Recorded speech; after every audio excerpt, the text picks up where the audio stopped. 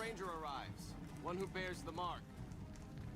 Finally, Mars has accepted my sacrifices and unleashes me.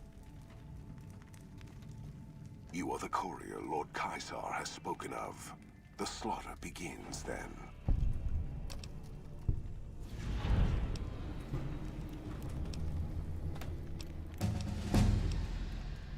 In the past, the NCR has relied upon attrition, withering our numbers with ranged fire and falling back as necessary. Not this time. The dam contains tunnels to its heart, overlooked by the NCR, now occupied by the Legion. When the battle begins, the NCR will find our teeth at their throats in a dozen places. There will be no attrition, no falling back, only carnage. Our forces are better equipped to take objectives than hold them. I do not wish to defend this place if another option exists. Our opponents follow a strict chain of command, which is both a strength and weakness. I intend to use you to strike at that weakness.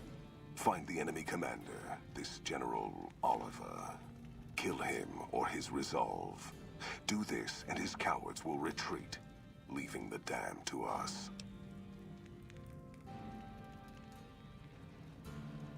Mars's eyes are upon you. Do not fail him, or us.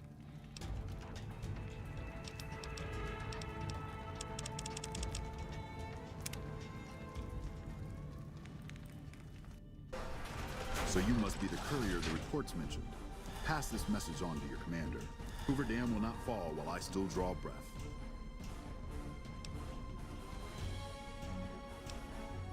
Fool.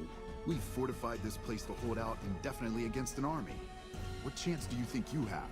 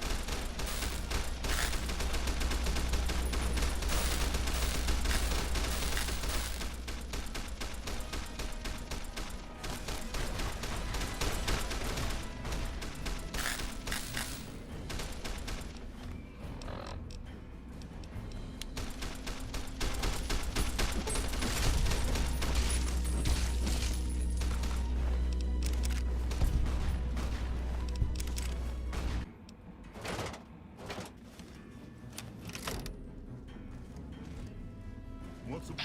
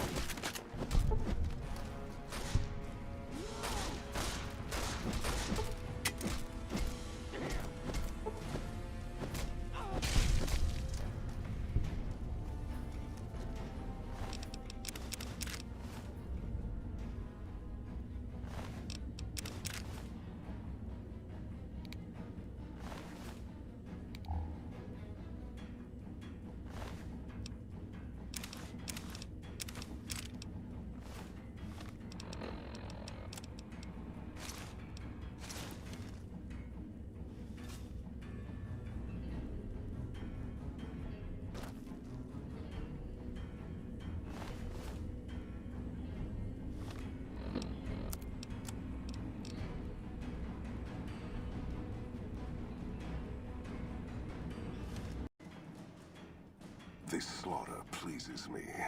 No act is more sacred than consecrating a site in the blood of one's enemies. The rest of the dam is fully under our control. A few pitiful holdouts remain, but their time is short. The General was the last source of concern. With their commander dead, the NCR will pull out of this region, allowing our conquest to continue westward unopposed for a time. The Legion will swell with the number of slaves we will claim from this place, and the tribute we gather will fund further campaigns. Perhaps in time I will be granted the honor of conquering the land known as California. But for now we rest. Know that your efforts are appreciated and will not go unrewarded. But we can speak of that later. For now, come.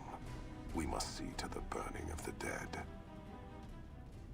And so the courier who had cheated death in the cemetery outside Good Springs cheated death once again, and the Mojave Wasteland was forever changed.